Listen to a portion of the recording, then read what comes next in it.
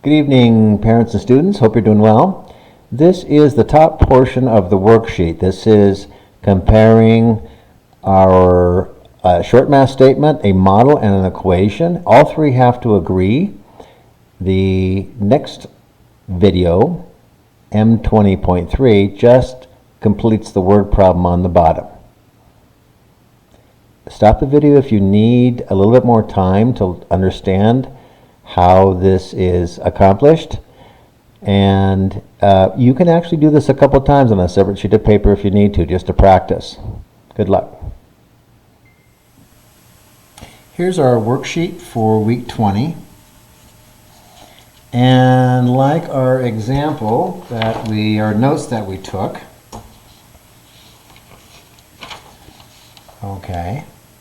like the notes we took, we learned about a new kind of model called a ribbon tape bar model. We're just going to call it a tape model. And we're getting a little bit more abstract because this model doesn't really represent the actual size. It is just what it is right here. Now, again, we have short math statements, we have equations, and we have models here. So this may prove to be a little bit difficult. And then there's a word problem down here. And so this is quite a bit of work as far as your brain is concerned. It's only 6 problems here and a word problem down here. But it might be a whole week that you need to actually complete this because you might want to think about what you're doing here. So I'm going to do a couple examples here. I'm not going to use this example right here because this is about the easiest too because they already give you an equation. I think you guys are familiar with that.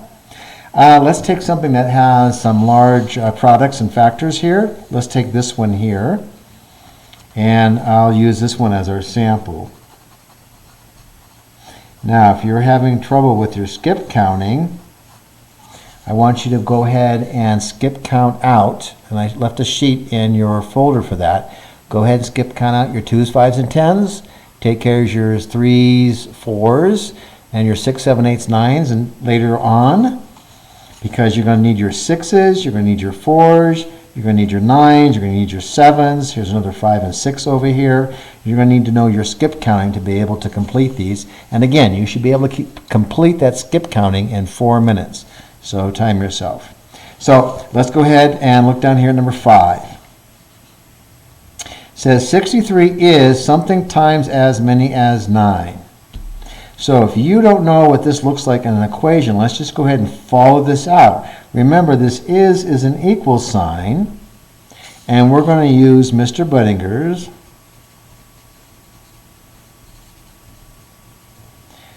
three-number principle.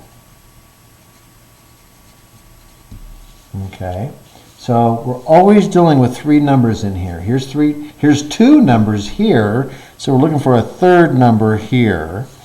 Here's 2 numbers here, we're looking for the 3rd number here. So here's the same thing with these equations. They give us 2 numbers and we're looking for 1. So let's just write this out as an equation here, leaving everything blank, but just getting that first part done. We're going to say 63 is, that's our equal sign, something, that's this blank, times, that's our multiplication sign, as many as 9, and we're going to put 9 here. So this blank is after the equal sign and to the left of the multiplication sign. Let's make a ribbon model over here. Tape model, ribbon model. I'll use those interchangeably. Okay, so we can look up here at this one model up here and we say, 32 is the entire length of that model. So let's say this model is 63. Okay. The entire length of that model.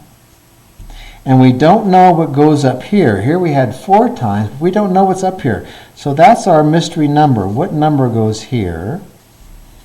And this is really kind of harder than I thought. It's going to be 9 times that. 9, some number times 9.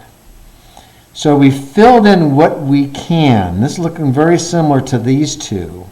But we're missing what is multiplied. So Look at your number 63 and say, what number times 9 is going to equal 63? So if you did your skip counting, and maybe we should take a short pause to do that because this is going to require some skip counting to help you out. We have some time. Let's go ahead and do some skip counting.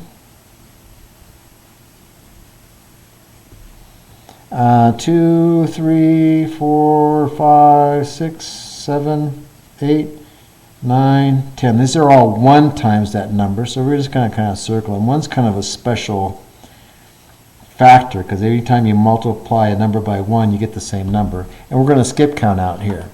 I'm going to set the timer for 4. Okay. And you try along with me, and we're going to try and complete these all in 4 minutes. And then we're going to use this to try and solve this. So let's go ahead and start. I'm going to do my 2's first. 2, 4, 6, 8, 10, 12, 14, 16, 18, 20. I'm going to do my 5's. Those are the next easiest one. 5, 10, 15, 20, 25, 30, 35, 40, 45, 50. This is 10 times 1.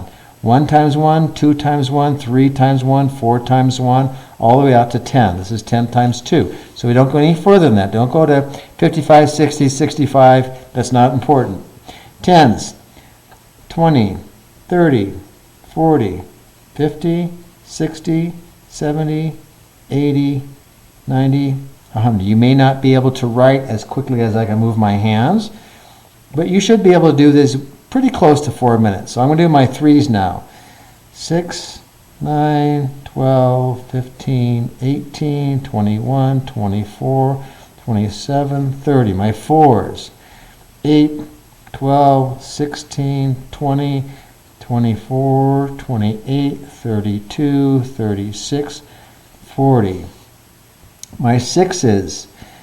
12, 18, 24, 30, 36, 42, 48, 54, 60s. And my 9's are the next easiest ones. 18, 27, 36, 45. Now I just reverse these numbers. 54, 63, 72, 81, 90. My last 2 most difficult. 7. I'll do my 8's. My 7's are harder. 16, 24, 32, 40, 48, 56. This is 7 times 8, or 8 times 7. That's an important number to memorize. 64, 72, 80. Now my 7's.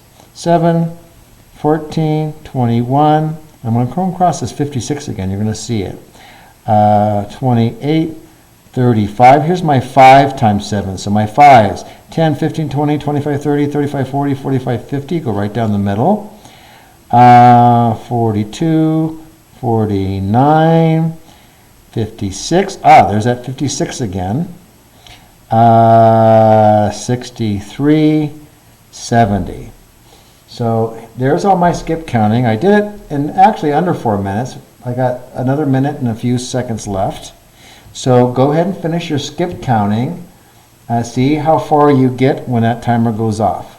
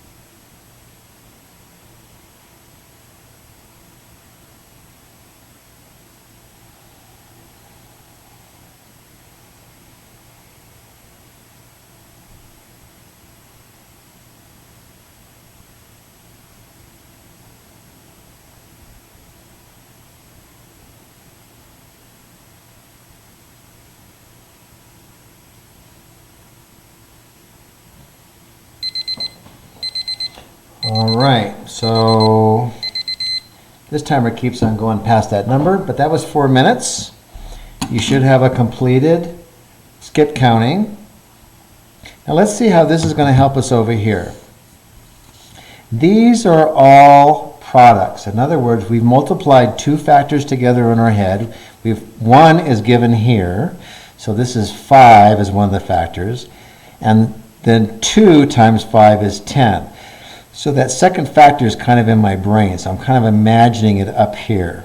This is 2 times 5, 3 times 5, 4 times 5, 5 times 5, and these are all the products of that. So these are rows, actually, of products. And if you were going to do which we don't do in 4th grade, but if you're going to do a multiplication chart, you would have your 2's go down here, and then your 2, 3, 4, 5, 6, 7, 8, 9, 10 go at the top here. We're imagining that number. We aren't creating a row, an extra row, just to create an extra row, because that's going to be the other factors. We're creating one row of factors, the second factor is in our head, and we're producing we call this a field in math, of products. Okay?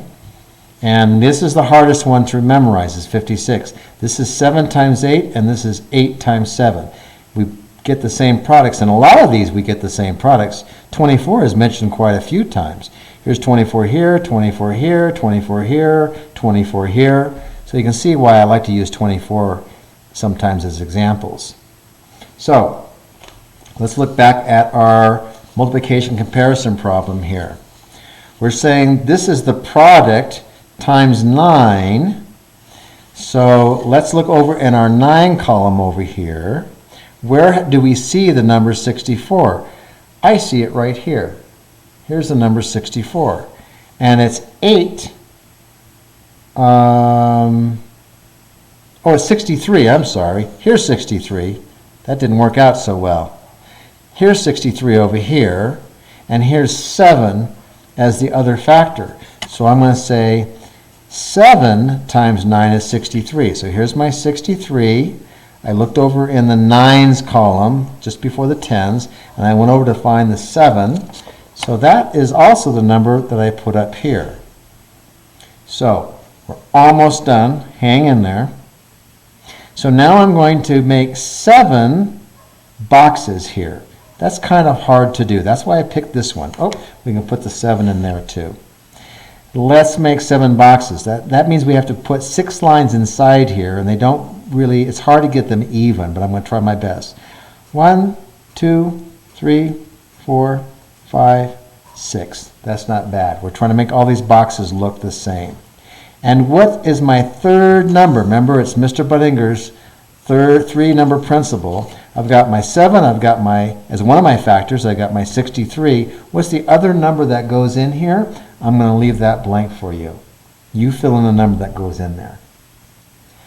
The word problem I'm going to do on the next video. So the next video is going to have this word problem started for you, and so watch that video closely.